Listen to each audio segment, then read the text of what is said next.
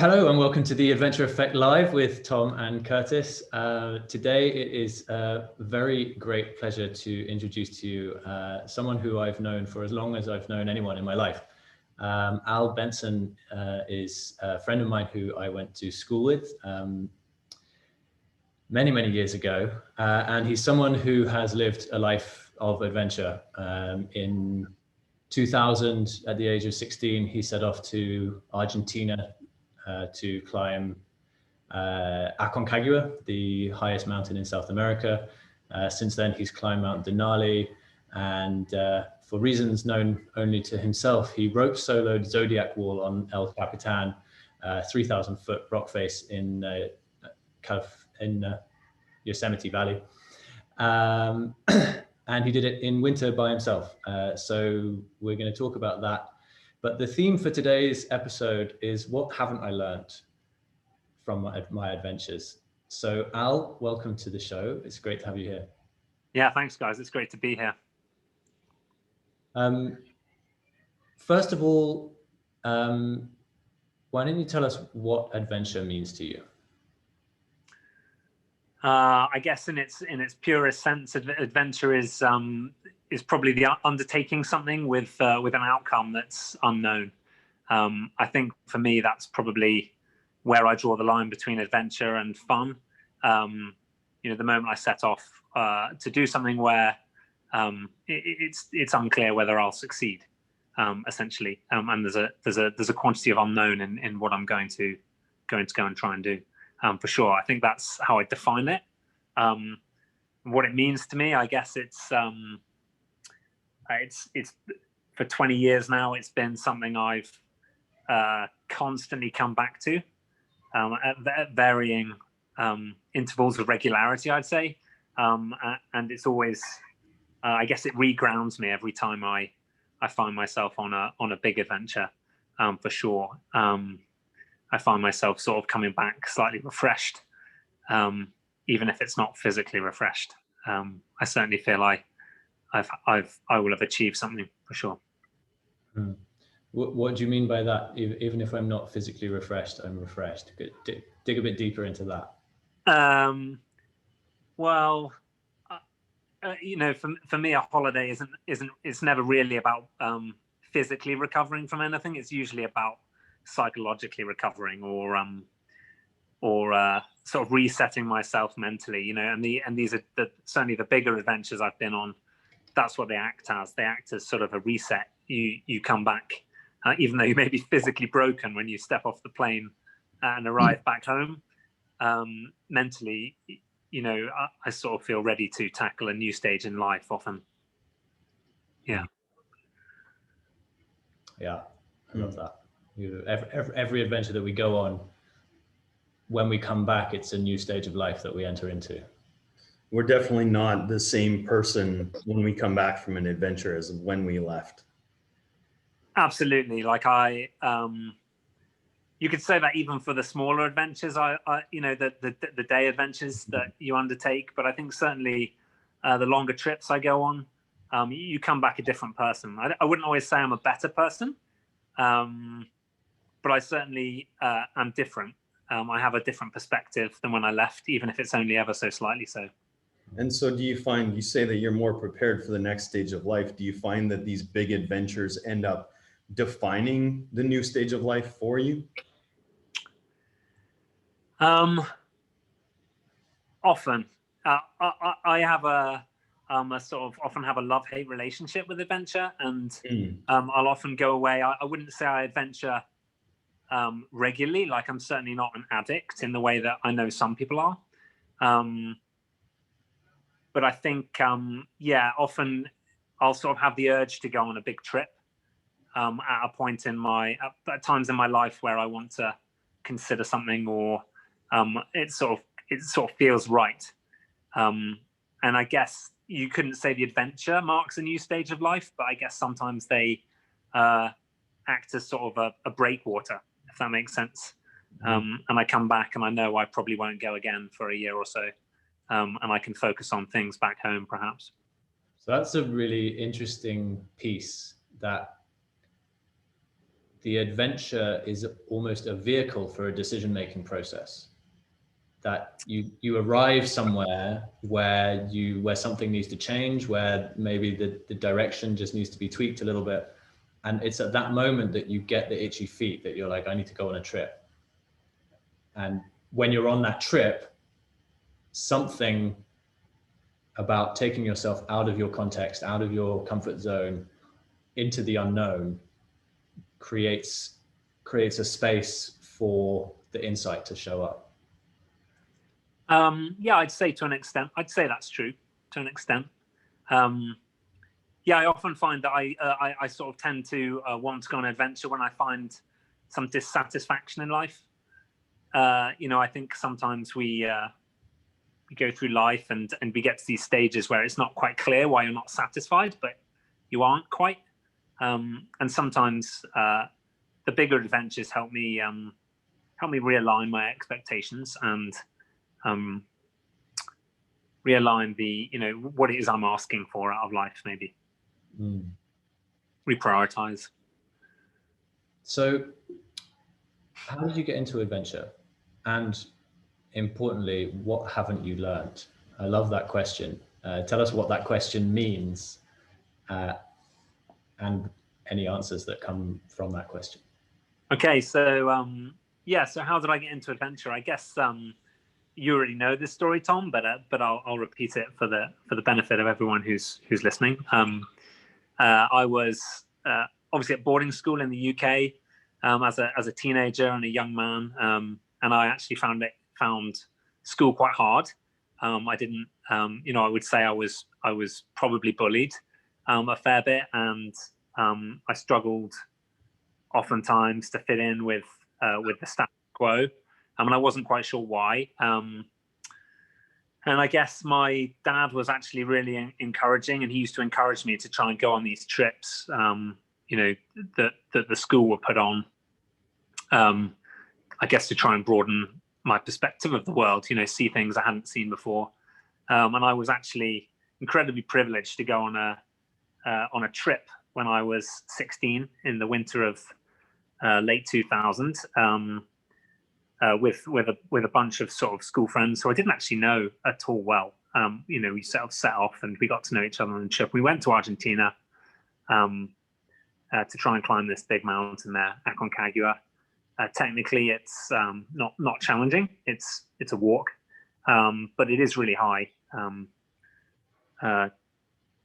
Almost 7,000 meters high. Certainly it's the highest mountain in the world outside the Himalayas for sure. And I sort of set off, and as a boy who was probably not very happy, struggled to get on at school with people, and actually the challenge that presented itself to me, over that 2 or 3 week trip, not only culturally, going to a different country, going to a totally different part of the world, but also physically and mentally. I got quite sick early on in the trip with altitude sickness, and there was a lot of doubt that I was going to make it, or that I was going to achieve what I set out to achieve, which is, adventure is filled with that. I mean, for me, it's almost always filled with doubt.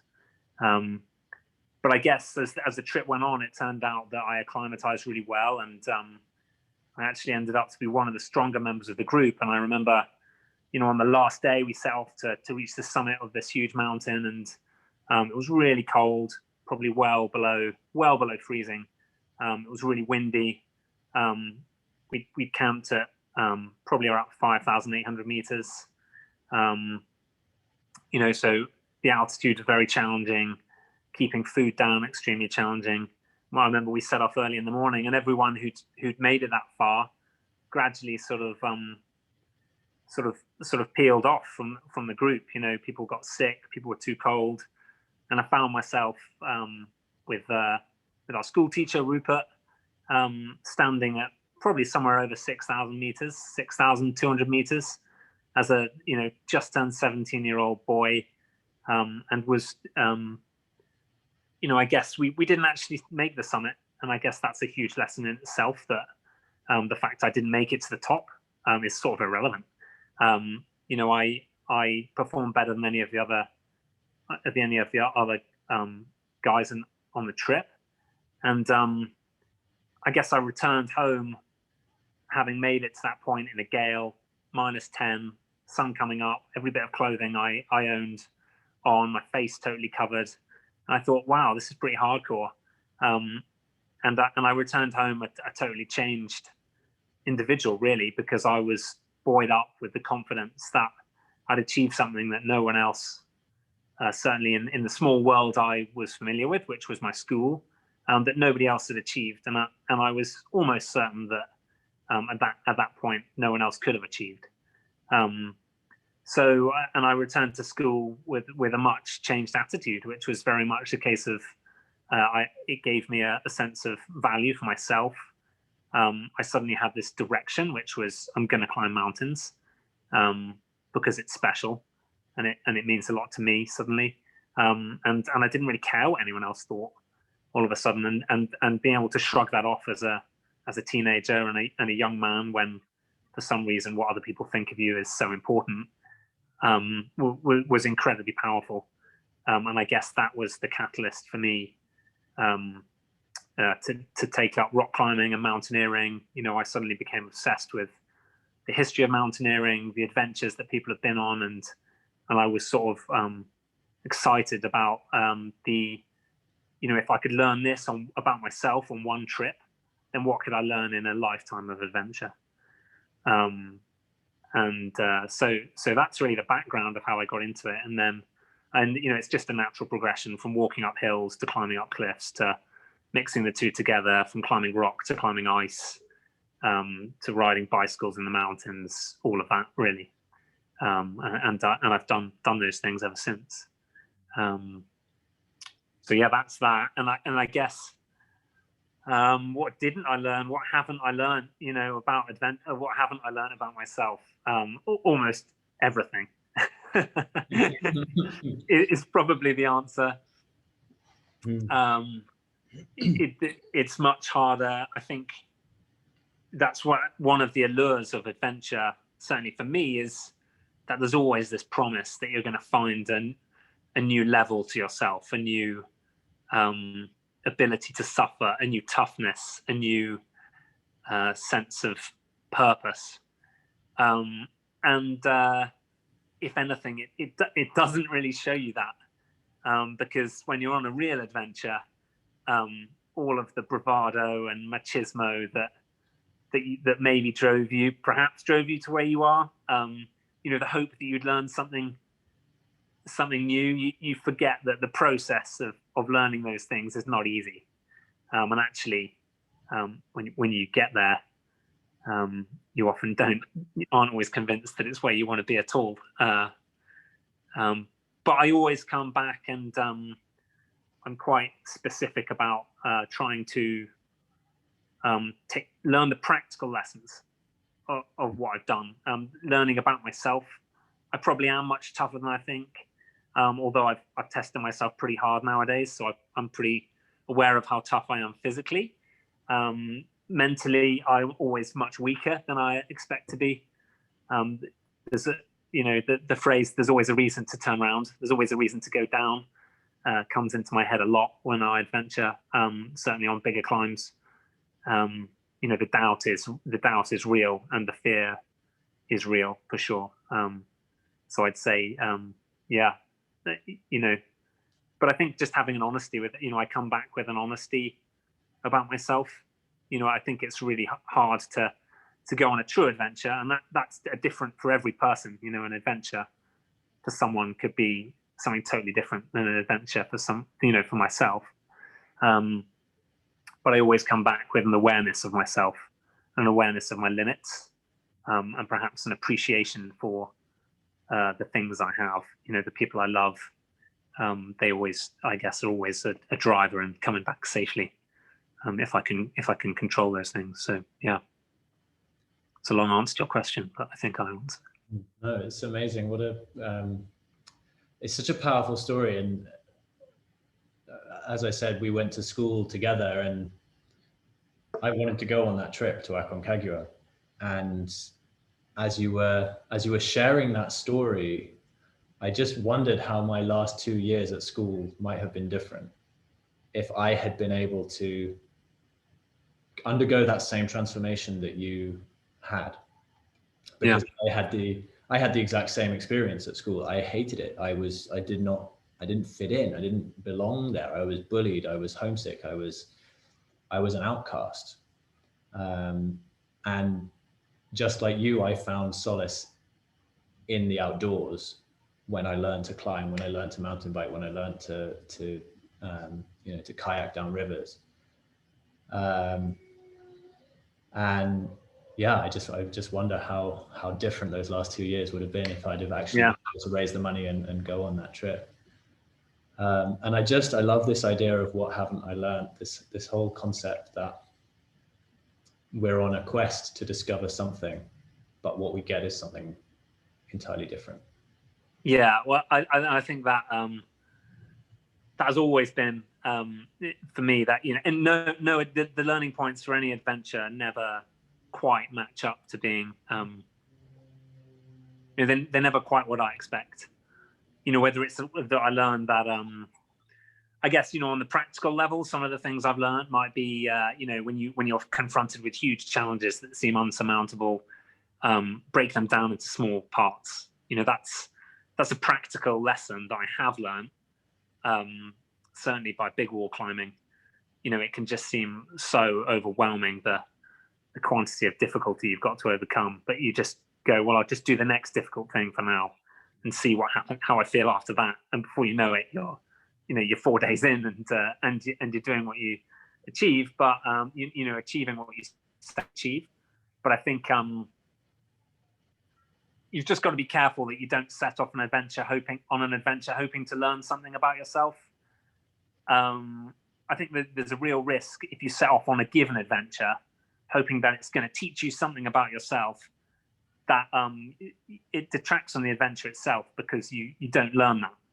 You know, what happens if you're not learning? What happens if you do just go out and learn that you're nowhere near as tough as you'd hoped, and that you have to give up? You know, and that in itself is a huge lesson, but and certainly something I've learned to do over the years. But I think it's an example of, don't go out expecting to learn something specific, because you may well not learn that, and it could have the wrong effect. You know, be demoralizing or.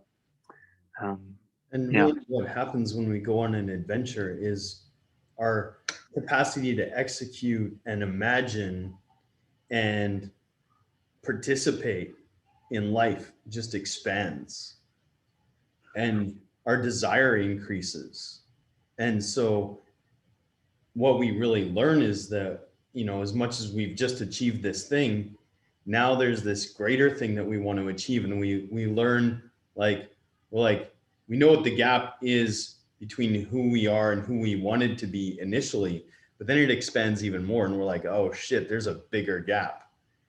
And one of the really powerful things I've learned from adventure is that it's never done. Right? Like my unfinished tick list in Squamish is like, it's longer than my arm. And it's never gotten shorter. It's only ever gotten longer. Yeah, I think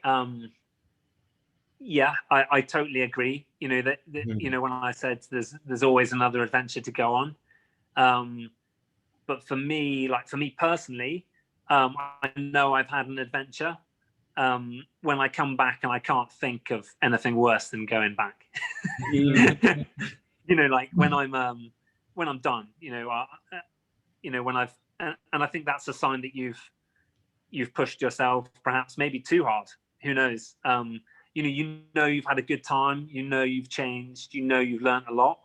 But if someone said to you, mate, tomorrow go out and do it all again, often I wouldn't be able to positively answer yes to that question. I think you know, because it's not always a pleasant experience. It's the, you know, the actual physical nature of doing those things is not always pleasant or rewarding, but it's the process. For me, it's often the process of coming back safely and reflecting on them that gives me the most pleasure, I think. And that speaks to that really basic training principle that rest day is training day. Yeah. That Yeah. what you just said about that need to reflect and Yeah. integrate. Like if you just go on adventure after adventure, you just break yourself. You need that integration period, right? Yeah. And on that scale, it's no longer rest day is training day, it's rest season is training season.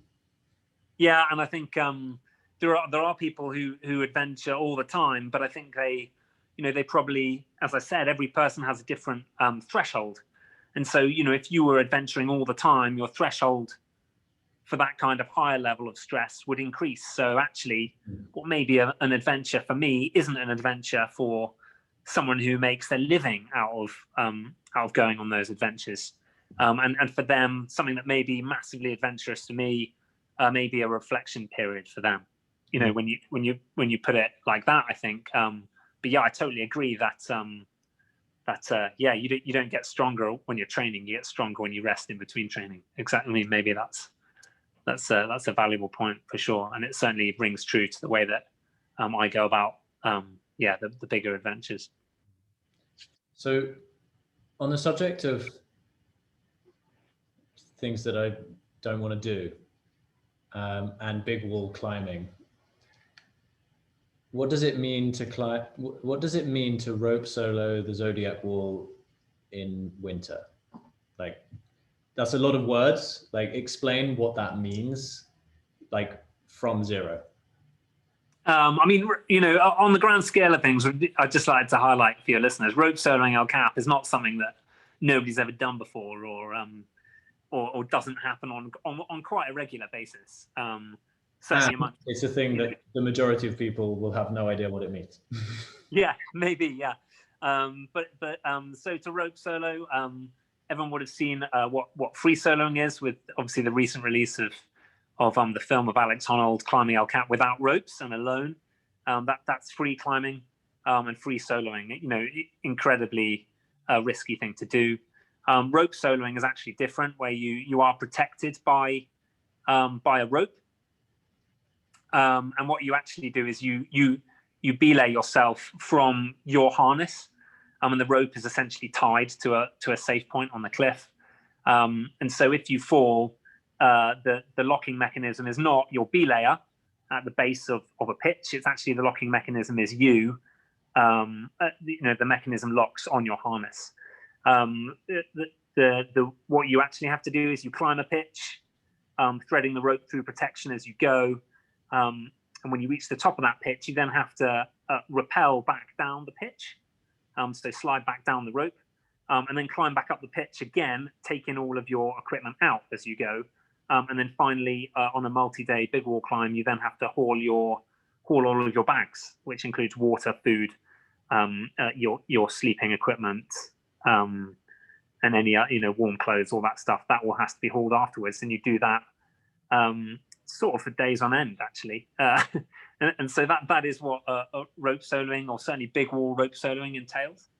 And so when I went to do that, it was a perfect example of what I said. It was like this breakwater in my life. I was just about to go and start a new job, and sort of a new profession, in fact. And I had this it was something I'd always wanted to do. Since the first time I went big wall climbing and climbed El Cap, I thought, well, it'd be pretty gnarly to come back here and do this alone. Why did I choose to do it in winter? I had no idea, because I thought it would be more challenging, I guess, colder, more miserable. I might learn more about myself by doing it that way. And having actually experienced big wall climbing in the summer, in the heat, I was willing to risk a Californian megastorm, which I know are fairly rare, in order to just have to take less water and not be boiling hot the entire time. So that's what that was. The adventure itself probably stands out just because of I chose to do it totally alone. And actually, I chose to do it alone based on some previous experience I'd had trying to solo big walls on previous trips to Yosemite, where actually I'd had help in certain areas. So like, for instance, people had helped me pack my bags, and people had helped me carry those bags to the bottom of the cliff.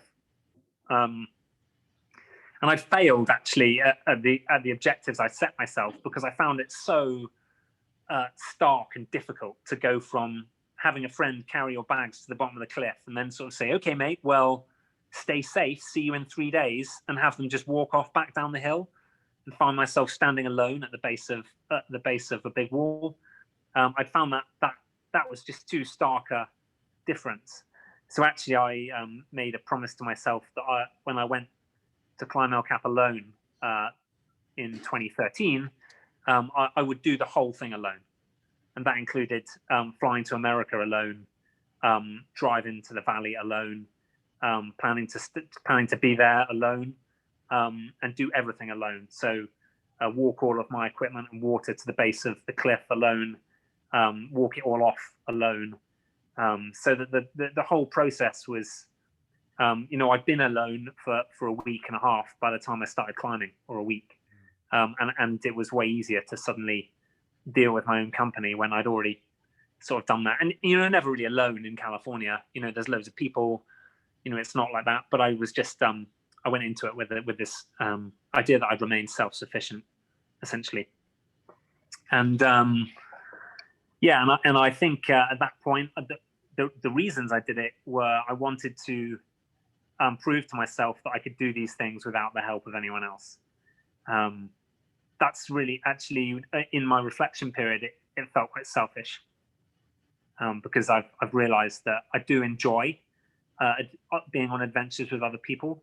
But I think it was a reflection of some of the adventures I've been on in the past where we hadn't achieved what we'd achieved because I'd had, perhaps my climbing partner had not been in the same place mentally as me.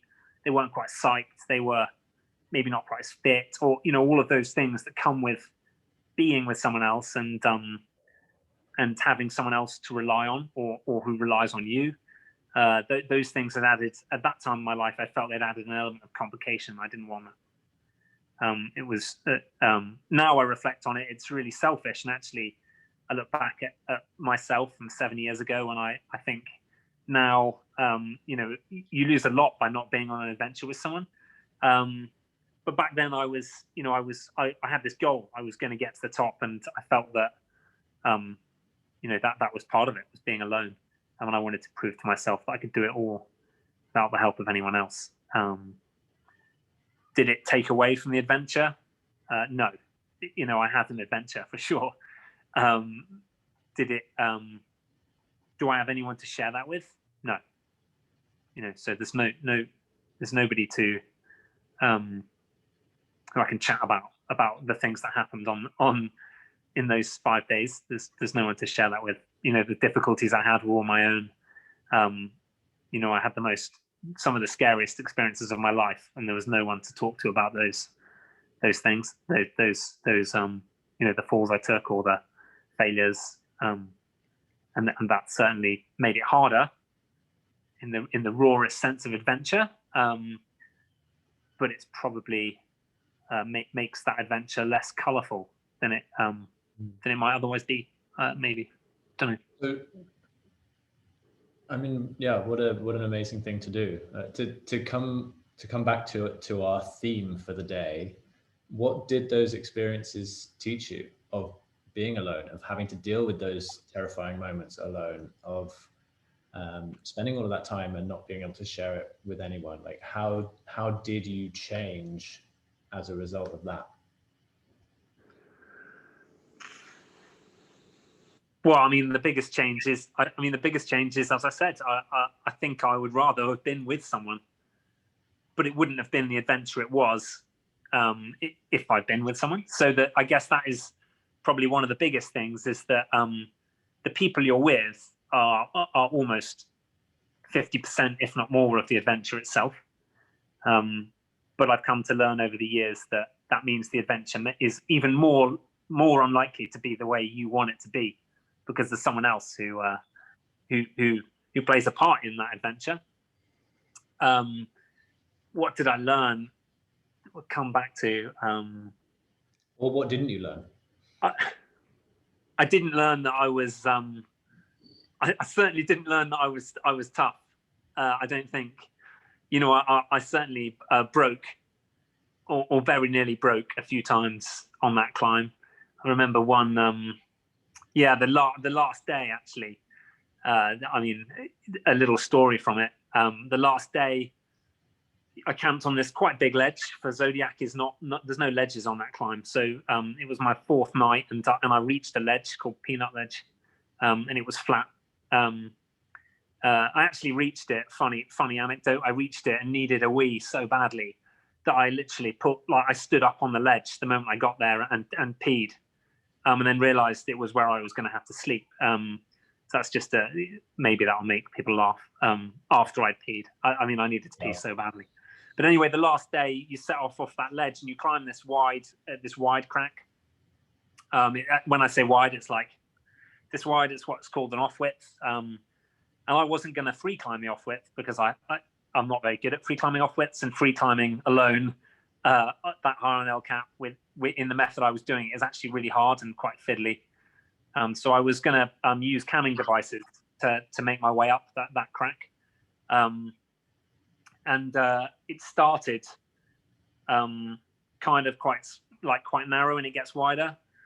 And I actually placed the cam in there that was too big for the slot. And I was pretty scared, I guess. I've been scared for 4 days. And I jammed it in too tightly. And it was the only cam of that size I had. And I knew that as the crack widened, I'd need that bigger cam to progress. And it got stuck. And I couldn't, in my head, I couldn't foresee a way of proceeding without this cam. And it was totally stuck.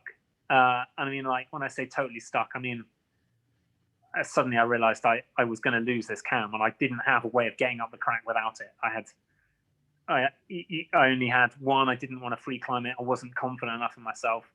And I remember hanging there in the morning light, basically crying, as I beat that cam with a hammer to try and get it out. Yeah, I mean, it was just a classic example of probably a number of problems I'd solved on the, and there was, in the end, it did come loose. It probably took me half an hour to get it loose. But that half an hour seemed like half an hour filled with utter desperation. And I thought of myself, God, it's good I'm alone, because otherwise people would have seen what a loser I was. Hanging there, high on El Cap, sort of in tears because I've jammed the cam, and all I want to do is finish. I planned to finish that day, so I was quite keen to move on. And I guess that's an example of I just proved to myself I wasn't tough. I didn't innovate in the way I'd hoped I would. I didn't problem solve in the way I'd hoped I would. I literally hit the thing with a hammer till it came loose. And maybe that was the only way of solving the problem. But it wasn't like I came up with some natty innovative way of sorting, which is, I guess I view myself as innovative, but I didn't. What's interesting to me, just listening to you tell that story, and just in a more general sense, is that when the adventure goes wrong, we get presented with all of the same stuff that we deal with on a day-to-day basis. Right? I would venture that feeling of being a loser, and I don't want anyone to see how much of a loser I am. That's not the first time that you felt that. No, of course not. And as you were telling me the story, or as you were telling us the story, what I was hearing is a perfectly reasonable thing went wrong, and a solution was found, and successful outcome was achieved. I guess, yeah. And I just think the story that plays in your head is, oh my God, thank God no one's here because I'm such a loser, and they would see how weak I am. Yeah, totally. And I mean, is that one of the good things about being alone? Would I have done the same thing with someone else? In fact, yeah, I definitely would. I've certainly cried in front of other climbing partners. So yes, I would have done. But yeah, I guess that it comes back to what I previously said, which was you set off an adventure thinking that it's going to prove, that you're going to you're going to prove to yourself that you're tough, or prove to yourself that, any of those things. And actually, I got to the top, and was I proud of what I'd achieved over the last 5 days? Hell yeah. I mean, I'm still here talking about it 7 years later. It's still one of the highlights of my life. But if I'd wanted to learn that I was tough, saying off on that, yeah, I guess I am. But just, I think, don't be lured into thinking that your toughness will present itself in a way that that it probably won't. It's your the fact the fact I cried probably doesn't make me any less tough. But it's certainly, if that's what you perceive as tough, someone who gets on with things and you grit your teeth and it's just, never mind, then perhaps you'd be disappointed. I mean, this toughness, it's come up a number of times. What did you actually learn about yourself? You wanted to learn that you wanted to prove your toughness, but what did you actually learn about yourself? I learned that I probably, I don't know. Well, I don't know. I know what I did. I can tell you what I didn't learn. That's it. So, what did I learn? I mean, I guess, I think I set off on that adventure thinking I'd come back totally changed, and that life would be easy. Because in my head, I'd set myself such a severe challenge that everything, there's no way I could come back and anything wouldn't seem easy. But that's very short-lived. That feeling of invincibility is extremely short-lived.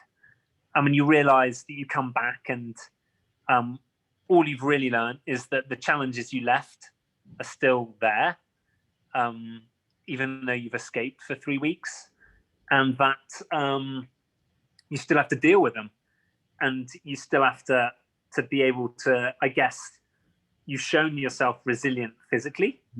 Now prove that you can go on and be resilient in day-to-day life. And I guess another thing I've learned is that day-to-day life isn't always easier than being on an adventure.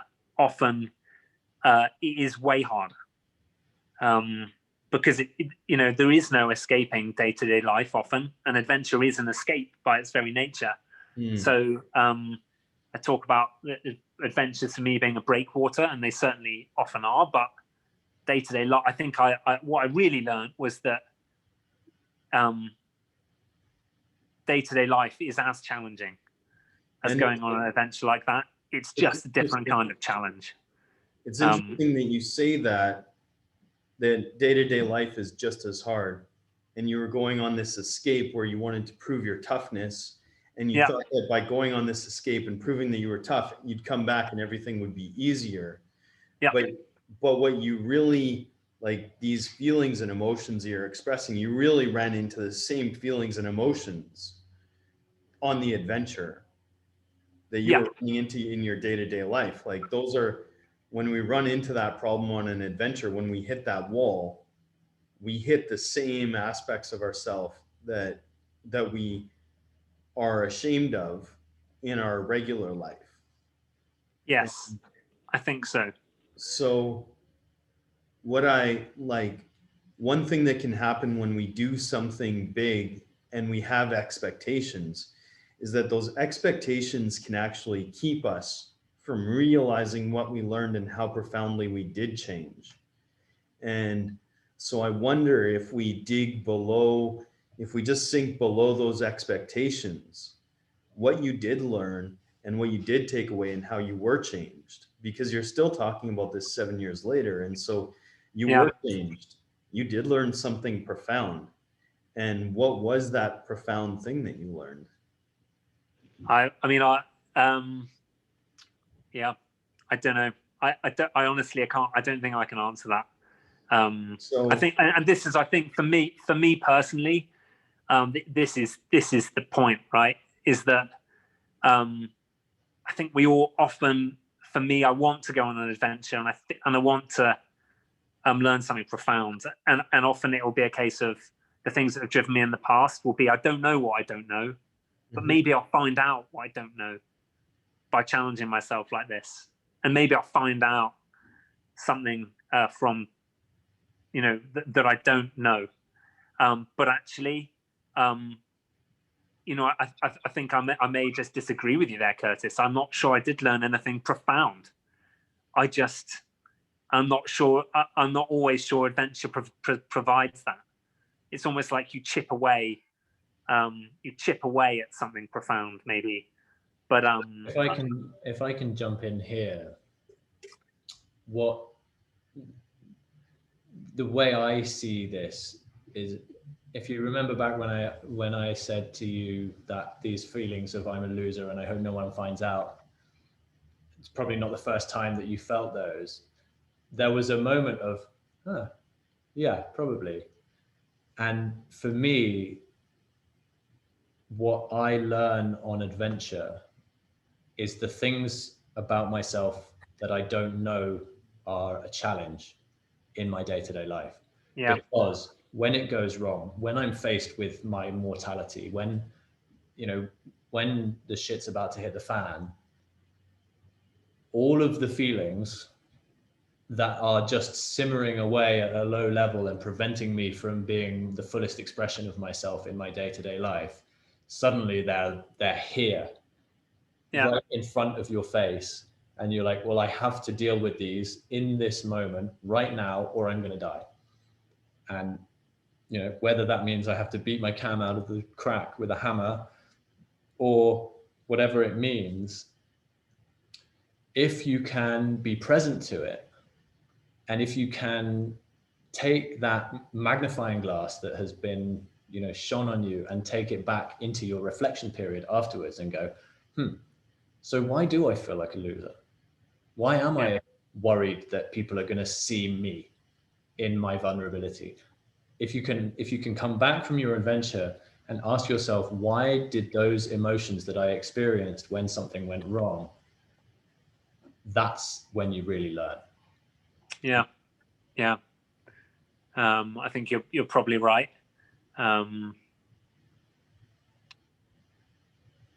Yeah, but I think also there's elements of adventures I've been on where I haven't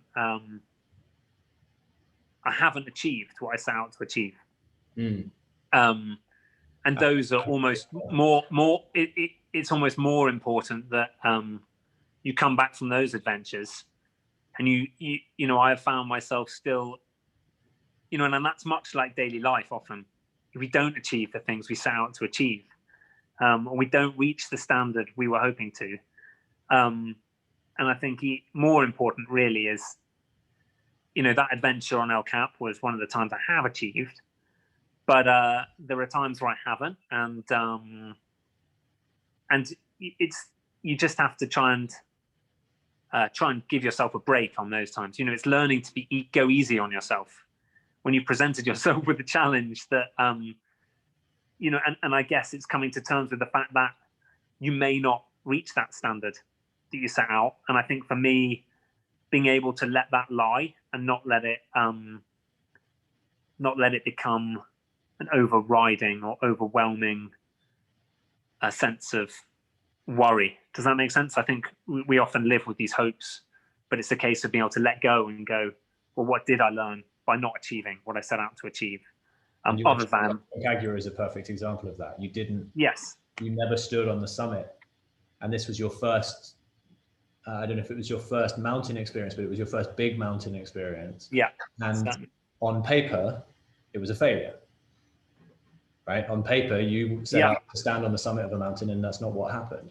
However, it changed the course of your life forever.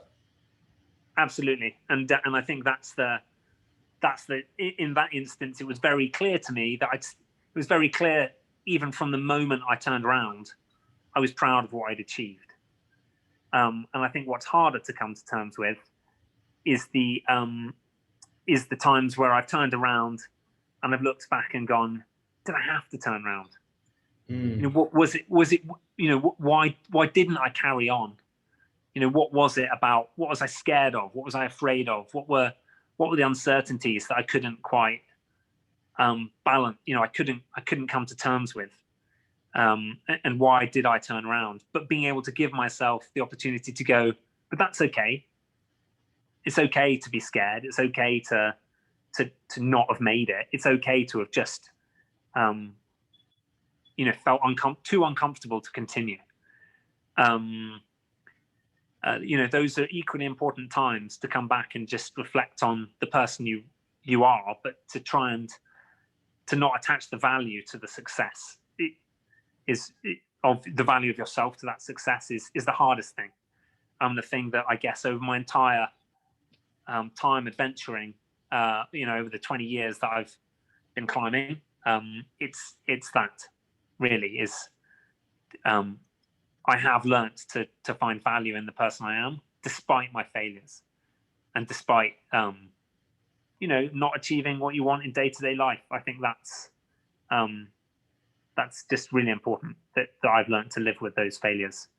Even when, in reflection, I could probably have continued. I could probably have weathered the storm or been more scared, but I just wasn't willing to at that time. So I think that's important to note, is that when you fail, you've got to live with that failure, and that's something that's a really important lesson. You do, and I've heard. I'm just kind of like drawing a picture of what you've shared through your experiences and what I've learned from you and what I've learned that you've learned through your experiences. And I'm curious, would you be interested in hearing me play back to you what I've heard and tell you a bit about yourself? Yeah, absolutely. I'm all ears. Yeah. Okay. So for anyone who's watching this, I'd like to tell you about Al Benson. He's an adventurer and an explorer. And if you're thinking about going on a big adventure, I'm going to tell you why you should adventure with Al Benson. Al Benson is an individual who's set out to prove how tough he is, to take his place in the world through adventure. And what he learned by going on adventure is not how tough he is, but how vulnerable he is, and how human he is, and how important that vulnerability is. And he hasn't quite realized it yet, but that vulnerability is his greatest strength. And because he understands how to be vulnerable, because he understands how exposed he is, he plans meticulously for each adventure. And if you go out with him, you're not going out with someone who is acting on bravado. He still seeks to explore how tough he is. And the fact that he is tough is demonstrated by the fact that he sets more and more intense challenges for himself. And if he wasn't so in tune with his vulnerability, he wouldn't adventure as much as he does. He would adventure at a level that proves his toughness, but instead he adventures at a level that opens him up to his vulnerability, to his humanity. And when he goes home, he understands what it feels like to not accomplish what you set out to accomplish. And he understands, he is learning how to be gentle with himself. He is learning how to not beat himself up over his objectives. He hasn't mastered it, but he understands failure. And if you go out with him, you're going to have an experience, and you're going to learn about yourself, and you're going to be with an individual who represents excellence and represents adventure.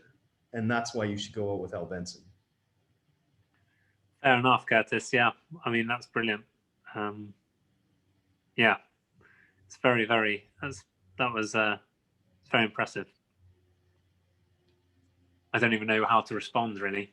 I feel, yeah, there's bits that you've absolutely nailed, mate.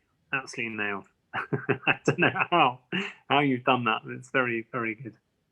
Yeah. Cool. Thank you. Thank you very much. You're welcome. Yeah. What does it feel like to receive that? It feels good. Mm-hmm. Feels wow, when you try and when you sort of presented it like this is why you should go climbing with Al Benson. I don't think I've ever framed it like that. I've never framed myself in that way. Why should someone come adventuring with me? I think I've probably only ever framed it in the way that why wouldn't someone want to go with me?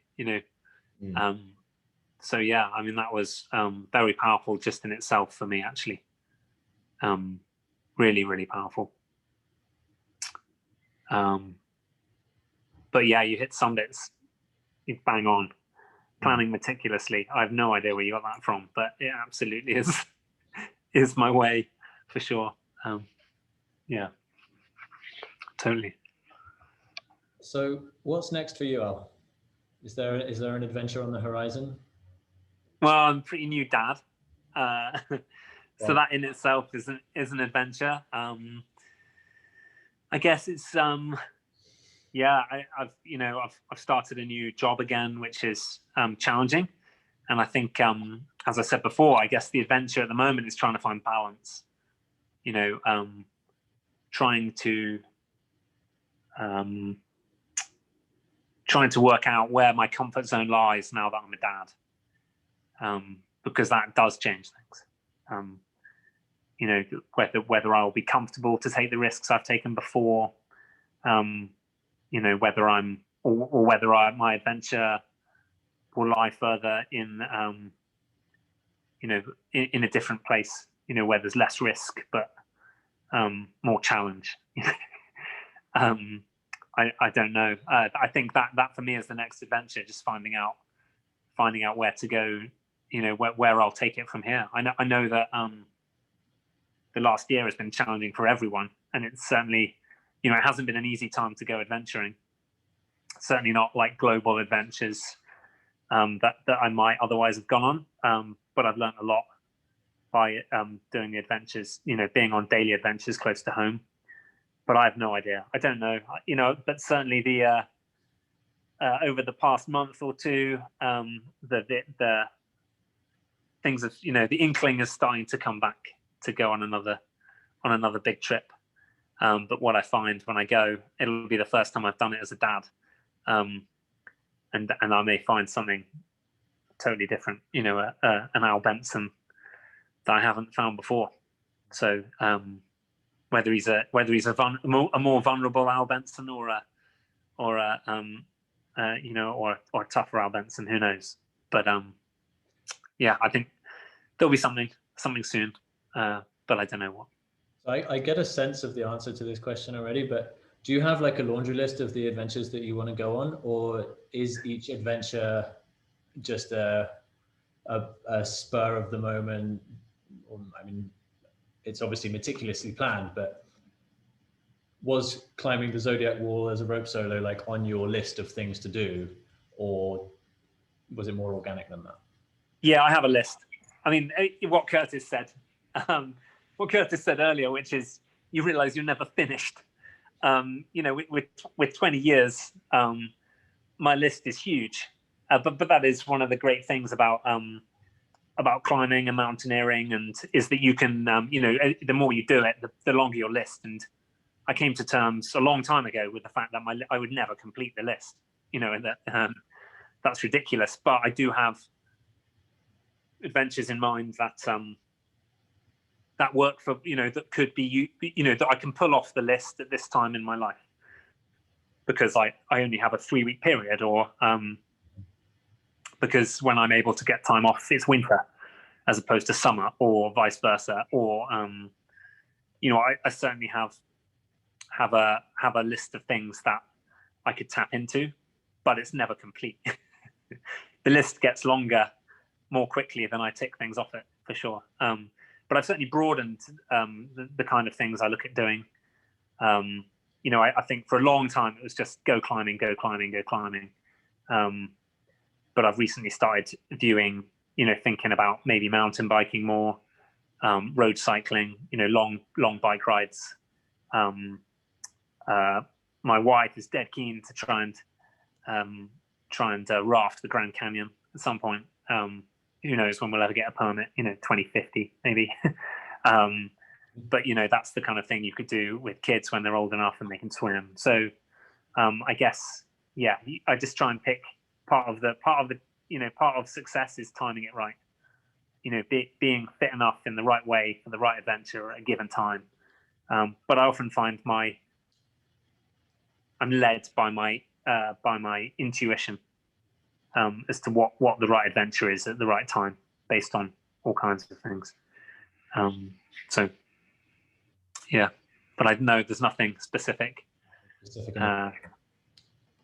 Yeah, so just wait and see. So to wrap up, if you could say one thing to someone who was contemplating taking that step into the unknown, either in business or in relationship or into the wilderness, what advice would you have for them? It comes back to what I said earlier. You'll always find a reason not to. Because to not take the step is to step back into the known, which is safe. It's easy. But the reality is, ignore most of them. Ignore most of the reasons you can find not to step into the unknown, because you're gonna have a richer, more fuller experience of your life by stepping forward into the unknown. So ignore the monkey on your shoulder that tells you not to bother, and just get out there, do it, give it a go. You don't know what you'll find, but you'll definitely be a better, wiser person for it, for sure. Amazing. Some very sage wisdom there. Al, it's been an absolute pleasure. Thank you so much for joining us. It's great to reconnect with you, and I look forward to going on an adventure with you in the not too distant future. Yeah, let's do it. It's been brilliant, guys. Thanks so much for having me on. I think I've probably learned a lot. So yeah, thanks so much. And it's been a real pleasure meeting you, Al. Yeah, it's been brilliant. Thank you, Curtis.